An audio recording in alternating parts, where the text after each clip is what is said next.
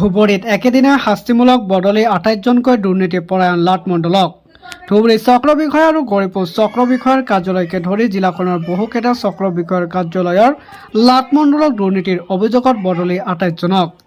বিভিন্ন সময়ছোৱাত দালাল চক্ৰৰ জৰিয়তে একাংশ লাটমণ্ডলে টকাৰ বাবদত মাটি বাৰীৰ কাম কাজৰ বাবদত দুৰ্নীতি সংঘটিত হোৱা বুলি অভিযোগ উঠি আহিছে।